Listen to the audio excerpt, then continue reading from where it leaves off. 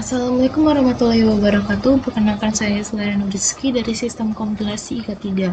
Di sini saya akan menyelesaikan tugas mengenai penjelasan dari masing-masing source code pada program pertama.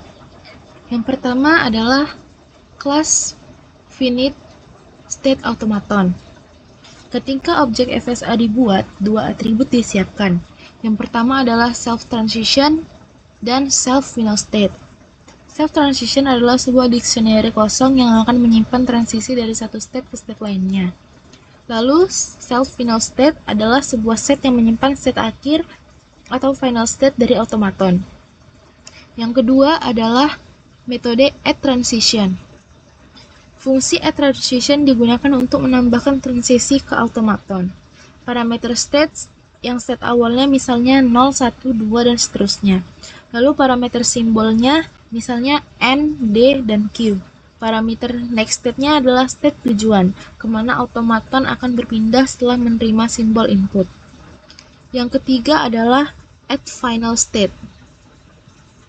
Fungsi add final state adalah digunakan untuk menambahkan state akhir ke automaton. State yang akan ditambahkan ke dalam set state akhir. Yang keempat adalah metode execute.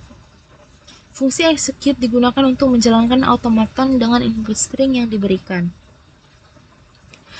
Lalu yang kelima adalah menambahkan transisi. Bagian ini menambahkan transisi dari state tertentu ke state lainnya, berdasarkan simbol input. Misalnya dari state 0, jika inputnya N, maka dipindah ke state 1. Dari state 0, jika inputnya D, maka dipindah ke state 2. Dan seterusnya. Yang keenam adalah menambahkan state akhir. Di sini state 6 ditambahkan sebagai state akhir atau final state. Artinya automaton akan menerima input jika mencapai state 6 setelah membaca seluruh input. Yang ketujuh adalah menjalankan automaton dengan string input. Input string ini adalah string yang akan diuji apakah diterima atau ditolak oleh automaton. Nah, di sini saya akan memberikan contoh mengapa string DNN, QN, dan NQ yang saya masukkan diterima oleh finite state automaton atau FSA. Yang pertama, string DNN. Dimulai dari string 0 ke state 2, maka dilanjutkan dengan state 2, simbol berikutnya adalah N, dari state 2 pindah ke state 3, lalu state 3 simbolnya berakhir di N dan bertransisi ke state 6. Di state 6 ini karena akhir state 6 adalah state akhir, maka string DNN diterima. Yang kedua adalah string QN. Mulai dari state 0, simbol pertama adalah Q. Dari transisi state 0 ke state 3. Dari state 3 ke state 6 adalah simbolnya N.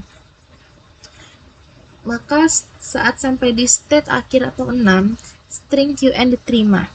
Jadi baik string DNN, QN maupun NQ diterima karena transisinya membawa automata ke state akhir 6. Jadi kesimpulannya adalah kode ini adalah implementasi automaton dengan transisi dan state yang bisa diubah-ubah sesuai kebutuhan. Automaton ini dapat menelusuri input string dan menentukan apakah string diterima atau tidak, berdasarkan apakah automaton mencapai salah satu state akhir yang sudah ditentukan.